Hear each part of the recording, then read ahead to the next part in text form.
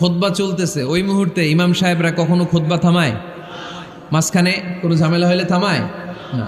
প্রথম খুতবা শেষ, বসে, তারপরে দ্বিতীয় খুতবা। খুতবার মাঝখানে কোনো থামাথামেই নাই। কিন্তু আল্লাহর হাবিব সাল্লাল্লাহু আলাইহি সাল্লাম কেমন খতিব ছিলেন দেখেন। আল্লাহর হাবিব সাল্লাল্লাহু আলাইহি সাল্লামের খুতবা দেওয়ার স্টাইল অ্যান্ড অ্যাটিটিউড এবং আমাদের খুতবা দেওয়ার স্টাইল অ্যান্ড অ্যাটিটিউড, আল্লাহ রাসূল সাল্লাল্লাহু আলাইহি সাল্লামেরটা কত প্রাণবন্ত ছিল। আল্লাহ রাসূল সাল্লাল্লাহু আলাইহি সাল্লাম সোসাইটি ওরিয়েন্টেড একজন পার্সোনালিটি ছিলেন, সমাজের মানুষ কেন্দ্রিক, খুব সামাজিক ছিলেন আল্লাহ রাসূল সাল্লাল্লাহু আলাইহি সাল্লাম। তিনি দেখলেন একজন বসে পড়ছে, উনি খুতবা থামায় দিলেন। জুমার খুতবা থামায় বললেন, এই নামাজ পড়ছো? না। পড়ো, 2 রাকাত পড়ো। আবার খুতবা শুরু করলেন। সুবহানাল্লাহ পড়বেন না?